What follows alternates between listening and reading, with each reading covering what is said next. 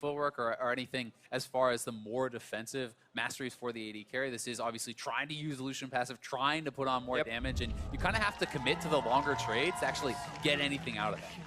So we have to see if actually he gets poked down and what else he's picked in his runes, if there's other sustain coming in from him, because obviously with Sword Art, the thing he can do is poke.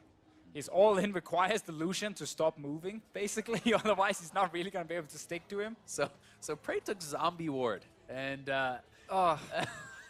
don't take Zombie Ward in a 1v1 map where you can't place any wards. He has Zombie Ward and Presence of Mind, which I'm not sure really how effective those two masteries are going to do. I mean, those don't even do anything. So Presence of Mind makes a little bit of sense. Basically, when you level up for 5 seconds, you get your mana back that you're spending.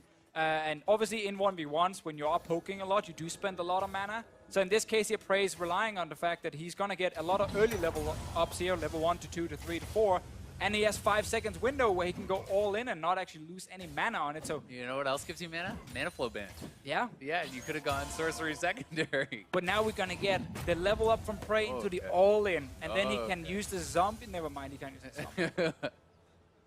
Man, why would It actually makes no sense. But maybe he misclicked. On the other side, Sword Art is going to be going for the Resolve secondary. He has Iron Skin. He has Second Wind. That is pretty expected. Now, we were talking about this a little bit where we kind of were thinking that Futures Market is actually probably just better than a lot of the other secondary trees because even early in the game, you're likely going to be able to go around 150 gold into dead, and 3 extra potions is actually such a big deal in the 1v1 when you're thinking about the total health gain from that. Also, one thing Sword Art picked up in this one is absolute focus.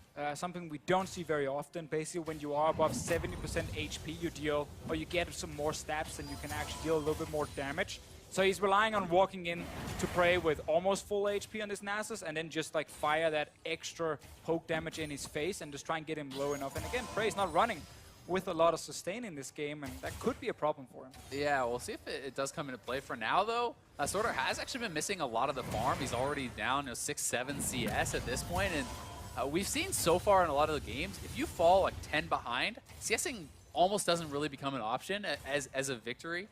So you do kind of get forced into trying to look for those all-in kills. And that really sucks when you're playing the poke champion, who actually just wants to win on farm or win by poking you, so you go back to base and you can't actually kill the Nasus.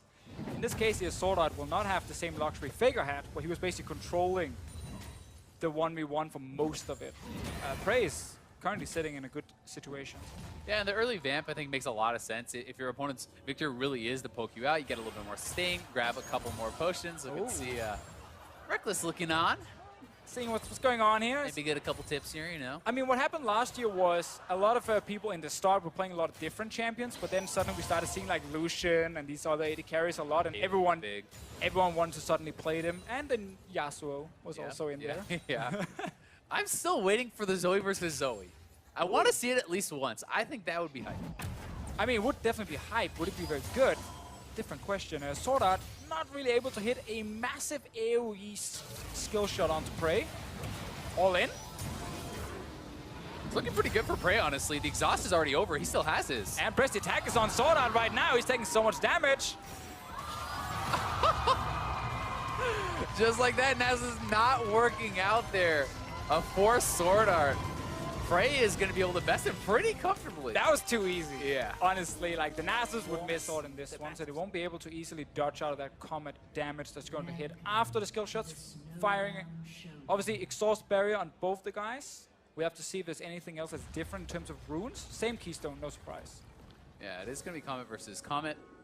We don't know what all they've agreed to. I mean, it's possible they just go straight up for the level 1.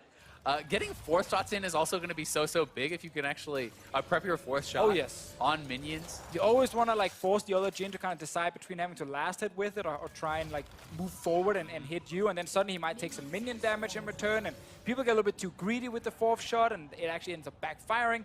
Reckless went back early. Zaynot did not. He actually elected to stay around, which means he is going to be starting down already.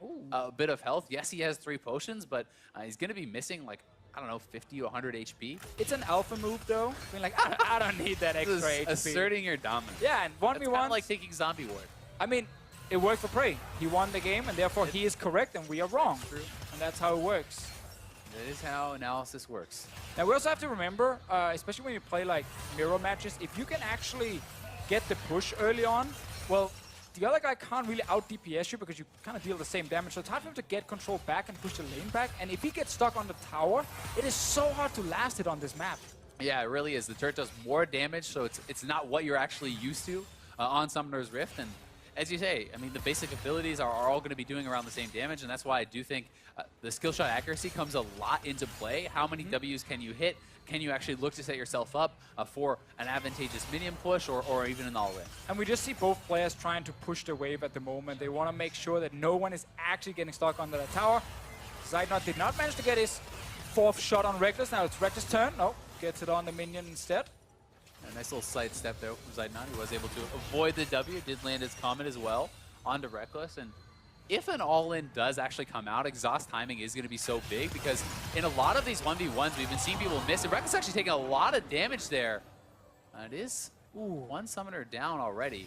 All right, so we got heal used over, exhaust, sorry, used on the Zeidnot's side here. Now, in terms of the runes, both are going Resolve Tree second win an Iron Skin, so just want to get, you know, as much early power there, a bit of extra HP, get the 5 armor as well.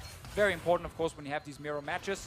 Yeah, the only difference being absolute focus versus celerity. So, you know, one favoring the movement speed there for Zeidnot, and Reckless, if he is higher HP, he is going to deal a little bit more damage with his poke. And I actually like the movement speed here, again, just to get in range for your 4th shot, and maybe you can actually step away before Reckless can return 2 shots onto you and potentially his own 4th shot, obviously depending on how many he has left when you go for that all-in. So I do like the extra build in that case, and I also think getting boots is actually something they should consider, again, just to dodge the comet. Yeah. Because you need 355 movement speed to step out of that little AoE that flies after.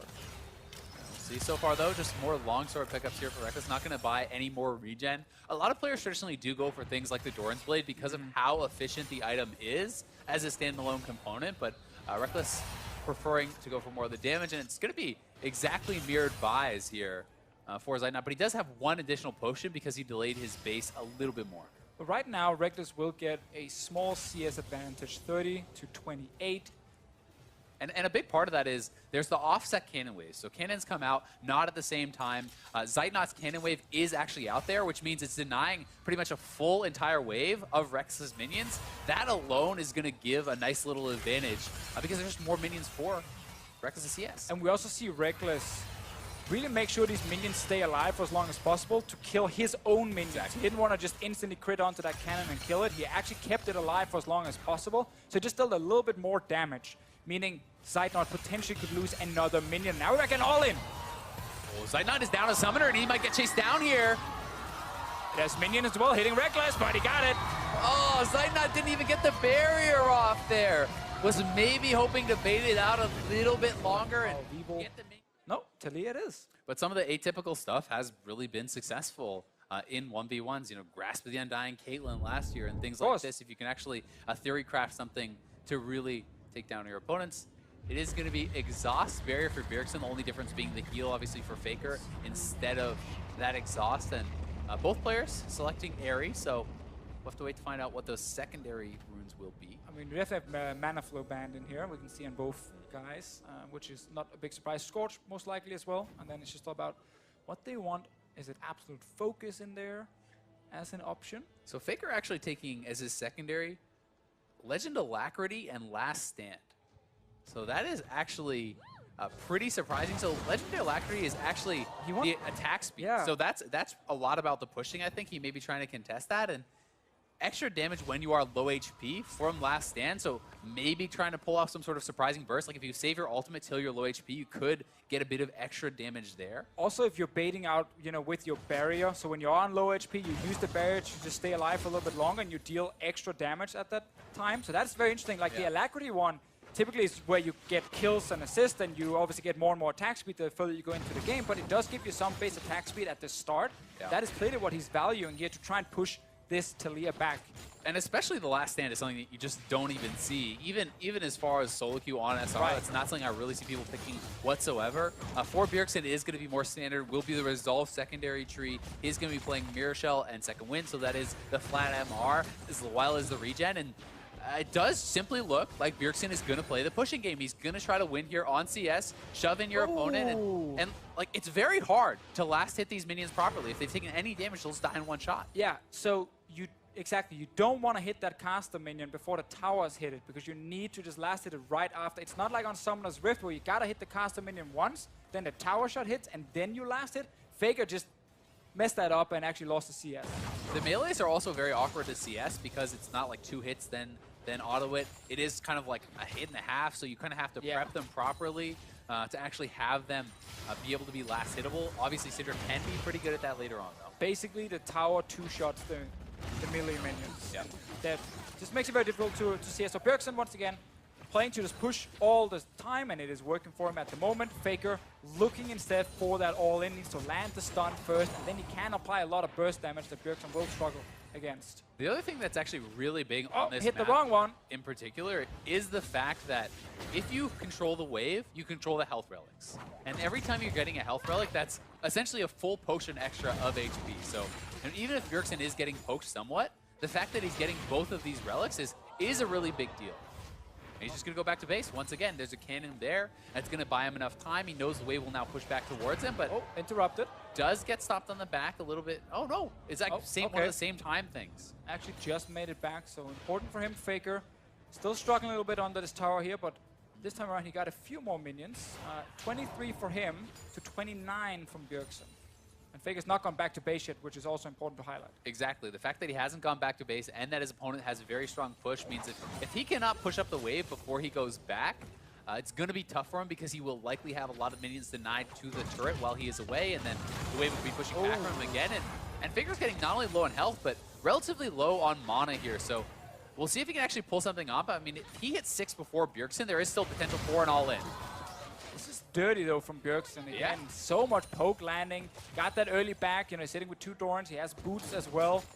And he's taken 3 health relics to Faker's 0. Like, he just continuously gets them. Yes, he took a Scatter of the Week there, did get traded on, but he grabs, again, another health relic. He's pushing in Faker, and Faker's almost out of mana. Yeah, so Faker is just kind of waiting to get like level 6, then he needs to go back and get full mana, and then he needs to go into this lane here and see if he can actually try and lock down Bjergsen. The problem with that is, it should be very apparent to Bjergsen. Oh, he knows for sure. Well, right? And when you're in a situation like that, if I'm Bjergsen, I push out this wave, I base again, I buy defensive items. Oh, stop the recall. You buy something like a Ruby Crystal, you buy Magic Resist. As long as you cannot get one shot, you already have enough pushing power just from a couple Doran Springs in your base damage. He's kind of outthought Faker a little bit here, it feels like. All right, so we got 50 CS hit right there from Bjergsen's side. Faker very low. Tries to last it under this turret. The minions will not really help him here because they start hitting the casters. Is close there. Bjergsen should not be able to stop this base, but he's just looking to push, and then he should back. He's out of mana as well. So this is now Faker's kind of chance. He did get Sork Boots, especially now if Bjergsen buys MR, that completely nullifies it, because for the 450 gold, you get 25 MR compared to the 1100 gold committed for these boots. Yes, it helps close the gap and whatnot, but he's going Merc Treads, and I think this is so smart from Bjergsen. It almost, to me, eliminates any chance of really being able to pull off a kill. Well, it just makes it even harder also now with the stun not lasting as long, so there's a high chance that Bjergsen can just step away. And to dodge the skill shots as well here. Exactly, just dodge it in the first place. If you do get hit, you know, it can last longer. You can then actually just disengage the fight here. Faker right now, though, we'll try and see if he can fight. Misses that one. And to Faker's credit, he actually has kept the farm pretty close. So it is not out of the realm of possibility they could win, you know, just on farm if he can actually push Bjergsen back. Yeah, this is a very big wave for Faker right here, where he's picking up quite a lot of CS. We'll be able to last hit that one as well. Actually, able to really control most of the melees. Sadly for him, has to give away a single one. Only down 3, though. He's actually done quite a remarkable job last hitting under the turret. And Faker just barely stepping forward. Remember, though, Faker does have last stand, meaning he will deal more damage when he is on low health. Bjergsen likely not expecting that sort of a mastery. Could be a little bit surprised with the extra damage coming out. Oh, Faker wants this one. Bjergsen's out of mana. Faker could actually theoretically catch up on farm here. Oh, he will try. Let's see if he can stop the recall as well. There we go. Stop this one. Didn't get the last one because Bjergsen just made it back in time. Faker, yeah, while he's a bit low on HP, does have both summoners available. Bjergsen's exhaust here. Obviously needs to be in range to use it when Faker is actually going for the all-in. Faker is much more focused on just healing himself. And staying alive, misses the stun. Yeah, this is pretty tense. Faker Super scary. going back again. They're actually completely tied on minions now, but Faker does not want to just give up these waves that are coming out. Yeah, also extra minions right here that Bjergsen can kill. Faker wants to try and get it under the turret to see if he can deny something, but that's where Taliyah is so good at just pushing it right back. And especially when you're actually moving around the territory on the map, she always is going to have more work ground to actually utilize there in that 1v1. Faker looking like he is trying to, again, to go back, but Bjergsen could very easily stop this. He even has the ult to stop that, and Faker getting so low. Yeah, and that's greedy by Faker to start recalling right there. You know, Yeah, he's still in front of his turret. Very easy for Bjergsen to just stop him and deal so much damage. Pretty crazy 1v1. Faker is down 4 CS already, and there's 4 additional minions here, so it's about 8 CS of an advantage, and tries to guess to stop the recall. Not going to be able to do it, but still, Faker is going to have to all in very quickly when he gets back. Bjergsen can base again and kind of prepare for the final push here. Bjergsen needs 2 more waves to win this one. 91 CS what he's sitting on, goes back to base once again. Faker getting a bit of CDR, didn't actually even wait for full HP, just rushed back to try and catch these minions here. But I honestly think at this point, you cannot really win on minions. Taliyah can very easily access those minions with the Qs pretty safely, unless you can completely zone him off. Like, you have a cannon wave here. This is going to push into Bjergsen. Faker needs to start posturing. He needs to pressure Bjergsen and not allow him access to the minions, or he's simply already lost on the CS. Well, he's trying to look for that all-in. Does actually manage to connect the stun. Faker Getting pretty low. heal used already from him. Ulti is ready. Neither player bought potions. Like, they didn't actually come back to lane with any more potions. This is last one, therefore, Bjergsen. Faker has no more remaining. Does have the last stand. Can look for an all-in. Potentially could burst Oh, Bjergsen Bjergsen down. with the minions. He's got to go. Oh, he's so low. That's 100. That was a very exciting 1v1. The Taliyah surprising pick from Bjergsen was all about pushing. Give you some Right, options, and if you're doing a Q-Max, if you consistently hit those axes, you could theoretically win through poking them out, and maybe even just on farms. Yeah, the problem always for Olaf is just running out of mana, Yeah. you know, in these kind of situations. But Have I got a mastery for you? there is the Mana mastery. flow ban. Gives you a free, you know, spell right there. Corruption potion coming in as well for Jisoo right here. Knows that he's going to take a lot of poke damage in return. And also corruption potion for the potential all-in is, of course, powerful. Mako is much more about just staying far away from Olaf. You have the ability to poke him over and over. It is going to be pretty interesting to see how he wants to play it out. Also, if he wants to try to play around any sort of item timings, right? You know, that is another thing. Do you try to go for it right away? Do you try to keep them out in lane? Do you look for a powerful buy to go for it? Because the longer it goes, you do kind of expect Mako to itemize probably relatively defensively. You could go a mana regen route, but I don't think it's really needed if your opponent's only win condition is something like that straight up all in. Things like Seekers can be extremely effective. And obviously one thing Olaf can do if he's willing to spend the mana is actually just axe the wave and try and push it in. But again, it costs a lot for him, and it's much easier for Mako to just kind of sit back, last hit with his range melee attacks, and then just try and poke Jisoo. Yeah, and just honestly, and anytime you're walking up for the melee last hits, you're going to be taking damage. You're going to be taking both, which is what makes it so much harder to actually maintain a really high farm count in one of these range versus melee matchups. Look at the cannon. The cannon's having some problems there. Does get a bit unstuck, but Ooh, good one. so far so good. I mean, he's been hitting his axes on Mako, and he's obviously prioritizing that over the push. He's trying to use every single axe on Mako, and if Mako does get too low and he is pushed up, as you said, you can go for that all in. You have the exhaust to slow him down. You have the ghost to speed you up. Exactly. There is certainly potential. And that's the thing, again, this map is much longer than, you know, a standard mid lane where you're sitting with the Syndra, and normally you have time to go back to a tower. Not in this case, so Mako is actually giving the push over to Jisoo, and again, Olaf, early levels, super strong. A lot of damage, you really gotta respect the all-in from him. Good damage in return though from Mako here. Yeah, that trade a little bit rough. Obviously, you can get some health back with your W up there if you're going to go for that, but Jisoo has not yet leveled it. He put a couple points in the queue, which is going to make quite a bit of sense, but up in farm, pushes it in. It's looking good. Really like the fact he gets the wave into this turret here. Cannon Mini just died. Some of the minions are dying as well. Mako's only sitting on 12 CS at the moment, and he's going to miss a lot of these. Yeah, I mean, he is really kind of struggling to pick up this farm. He's actually getting very low and is out of mana here too. So even though Jisoo did get his back canceled, doesn't seem like he actually needs to go home just yet, and is looking to be in a really good position. Maybe he can just straight up win a farm out here. I mean, he's getting a lot of value just by the fact he's actually keeping up in mana or his axe spamming. Against Mako, he even gets a heal now. It's a little bit more for himself. And Mako has the wave pushing against him, so he's got to be scared. Like, the wave is putting him in a dangerous spot. If an axe connects here from Jisoo, I think he actually could look for an all-in right around this, but has not been able to connect any of the last couple. And this is probably the last chance for really an all-in at this level. If you hit level 5, you can look for it. That one. Moved up pretty far. Yeah, he needs to be careful.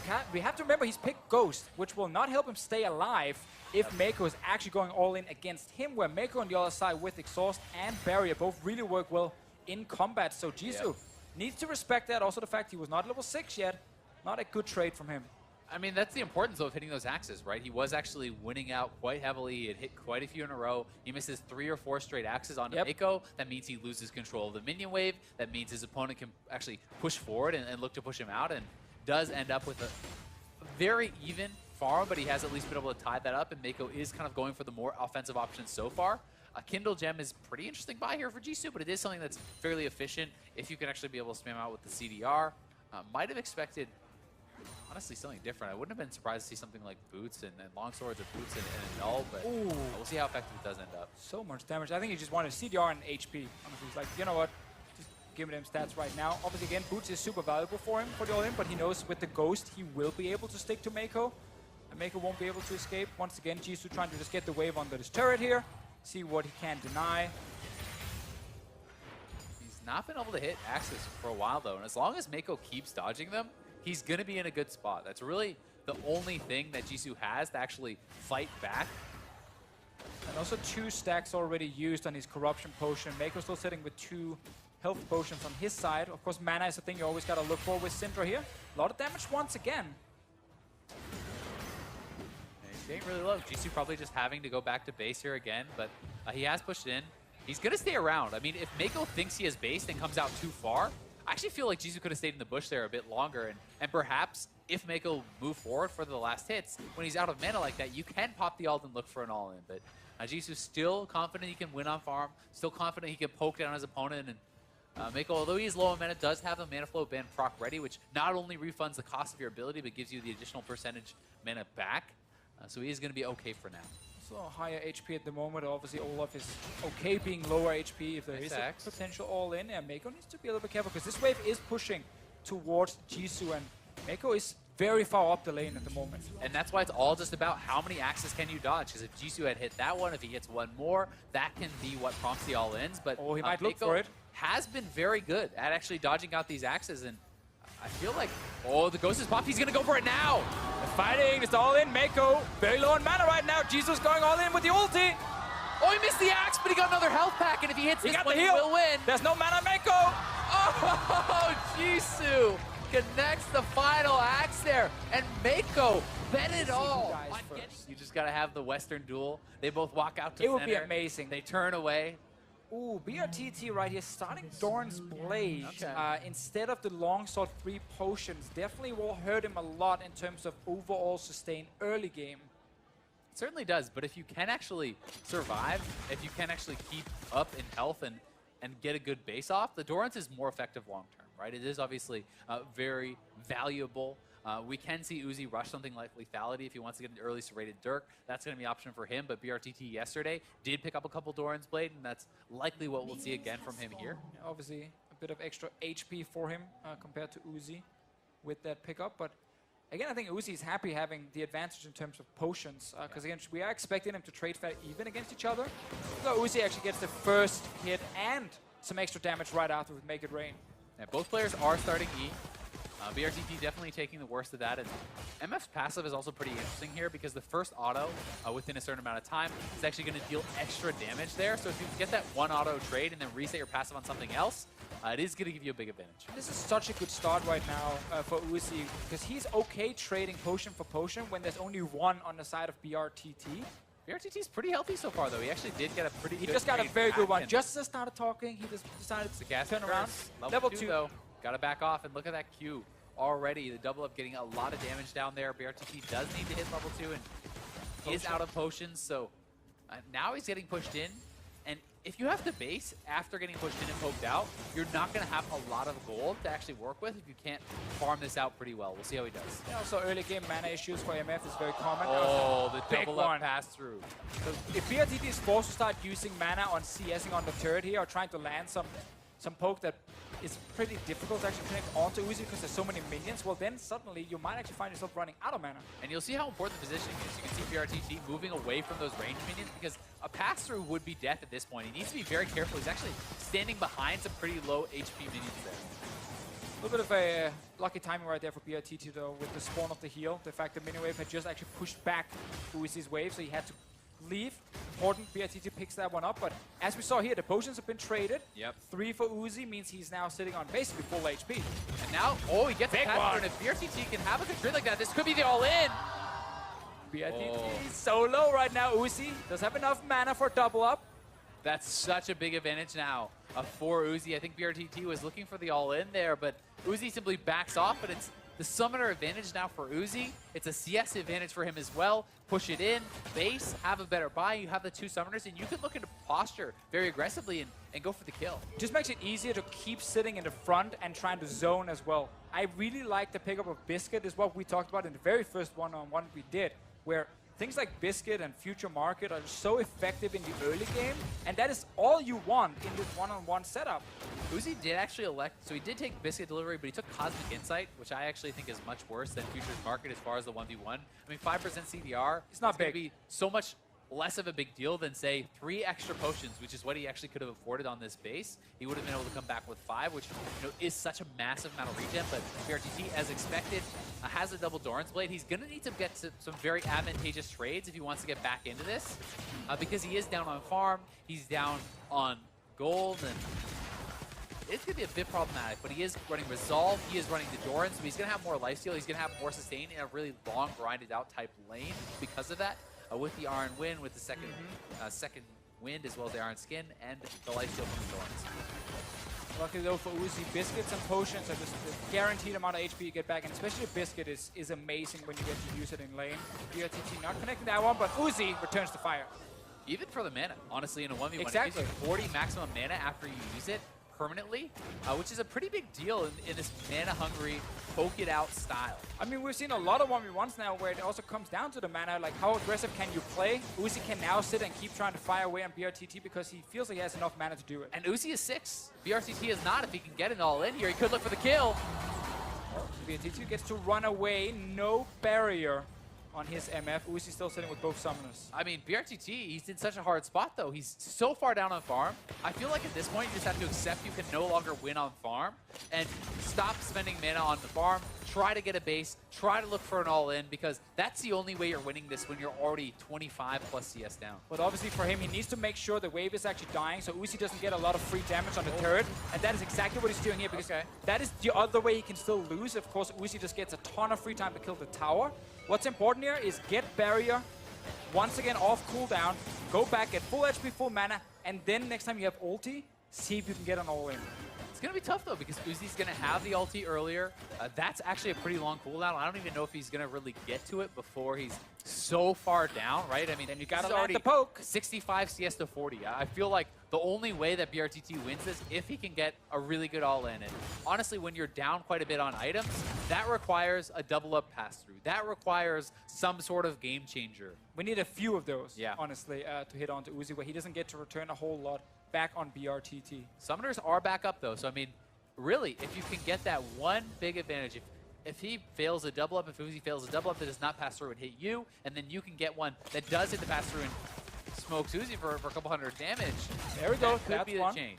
That's a big one for him, obviously. If you're able to stay to the side of the minion wave, there's a much lower chance it actually will bounce and hit you in the face. If you're staying right behind the caster minions, there's a huge chance it will hit you. So you see Uzi's positioning is constantly near the wall to make sure that he doesn't get a big one in his face. And Uzi knows all he has to do is push the wave. Like, he doesn't have to take any sort of fights, right? He has such an advantage that even if PRTT can hit a couple double-ups and really poke him out, he can base. He has such a big cushion on the minions here. 20 CS. Heal though, looking for potential all in. Uzi's ulti is now being used as well. Does get a bit of a chunk down there, and Uzi, again, just pushing out the wave, trying to poke down on BRTT, has another potion available, but Uzi has a couple potions. Uzi can go back and get control of those health relics, and he still has the itemization advantage. And again, as you highlighted earlier, like BRTT's second tree being, you know, with absolute focus, which is good for him if he's above 70% HP, doesn't really give him any extra sustain right there. And then the movement speed as well doesn't really help him when it comes to keeping the mana going, keeping his HP up. Uzi's investing so much by getting things like Biscuit. Knows he can play extra aggressive because he will get a lot of that mana back as well. And BRTT is looking for potential all-in to win this game. Yeah, he knows he needs to go for something. Like, you cannot just sit back. And Uzi is backing off, though. He's using the minions to his advantage, and every time you shoot when you're standing by that cannon, the cannon is going to turn on BRTT, but he does have his ultimate. That is one of his major advantages right now, and he's got to look for it. Oh, he's looking for it right now! He's going for it! Oh, so low. BRTT is trying to get out of there, but is going to have to base. Looks like he survives, but Uzi needs only 2 more waves. He's already at about 90 CS, and with BRTT going back to base, you have to feel like it's pretty much wrapped up. It should be over right here. Uzi knew he just had to dodge the ulti. He walked straight out of it. Still had both defensive summoners he could use. And yeah, BRTT tried what the only thing he basically could do at this point, the all-in. It was a good try, but we're actually going to see Uzi make sure he's going to go back to base. He only needs 4 CS, so that man really wants to win. Really smart. He is being extremely sure that nothing can go wrong. So BRTT right now needs to actually stand behind Uzi's minions and deny any sort of easy CS for Uzi. He needs to get up there, like, already. You need to be up there. Get in there. Because that's just one wave, and the ultimate is available for Uzi. Uzi can just walk up and ult the wave, so you got to fight right now and hope that you can win, because Uzi's going to ult the wave. There it is. Nothing you can do at that point, but obviously the only thing at the end is here. Oh, okay. It may be the Flashing Knight as well. A Garen versus Garen, a test for the ages. It paid off that I played Garen in solo queue before this tournament. Spin to win. Spin to win. Fantastic lane phase, I gotta tell you, man. You can destroy people. And the fact that his W is so amazing now, also when it comes to actually even... The W is nuts. It is crazy. It gives you... What is it, the damage reduction? If you have Merc Treads, it's like you're not even getting CC'd. Dude, literally, like, as soon as you hit, like, level 5 or 6, you just walk onto the enemy tower, pop that bad boy, spank them in the head, and then you walk away. And I know spanking people in the head is kind of weird, so slap them in the head. You and Trevor normally spank a different route. It's a different one. Yeah. Looks like the head. Yeah. Well, there you go. Not going to touch that one. But Garen versus Garen. What are you expecting? Q-Max, E-Max? I feel like Q is probably better for the actual straight-up 1v1, but I'm not really sure. Yeah. I mean, E does have the armor shred, obviously, on it. It does increase damage with the ranks. Q is pretty powerful in the 1v1. The silence, I would assume, is affected actually by the W. That actually could come into play. Sure. I mean, it's going to be very important how they use the W again, because when you do activate it, it's so strong for a few seconds. And if you miss that one and you're not actually activating when you're about to take damage, that will cost you a lot in just a pure 1v1. And I like the summoners well choices. Yep. Both Flash agree. Ignite. Double Airy, Flash Ignite. They're both starting the same items. I'm going to assume the runes are the same all the way down the line. Where's my grasp? It's okay. We get the area. We got to have a dance-off. You're gonna pick 2 Garens? You're not going to dance? Well, almost. All right. Baiting the dance. All right. Just maybe a little bit of movement. You're seeing some... Oh, here we go. Here we go. That's what you like to see. That's the money shot right there. All-Star 101, baby. Hey, Xpeke last year was popping off with the Garen. Famous pick. He was amazing for like 15 minutes of that game, and that was That's all about you it. gotta remember. That's kind of the thing about Garen. Out. I mean, the thing about Garen is, again, fantastic pick in the early game. Late game, especially if you have to enter things like team fights, it doesn't feel great, but there's no team fighting in 1v1. It is all about laning phase. Just gotta give him the justice. Ooh, make him the villain. Prey winning the first trade right there. They're going to have quite a bit of regen, though. That's one of the things about this. With the Perseverance, if you actually sit back, Prey's winning those little trades pretty hard. Remember, the Q is also an auto reset, so if you can get the Q then followed, the immediate auto then Q, you are going to get a lot more damage. And we gotta follow that rush for level 2, because if Reckless had actually stayed forward, Prey could have gone all in with Q and, of course, E pop right after, but Reckless stepped away. Those are very glowy swords. It makes it more powerful. Yep. No one knows why. No one knows. Is it fire, ice? It's neither. Just extra glow for the damage. Yeah, it's just very, very glowy. Well, right now, Prey is abusing the fact that he's actually with the early level 2, now early level 3. Big wave on the Reckless Tower, but this is not the game where you farm for 100 CS. There will be an all-in. Definitely not, and we are going to check in on what the players are saying. They got some banter going on.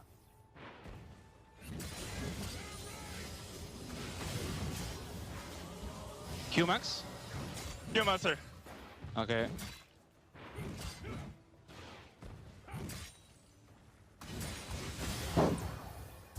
Maybe you can kill me now. I'm coming! I know.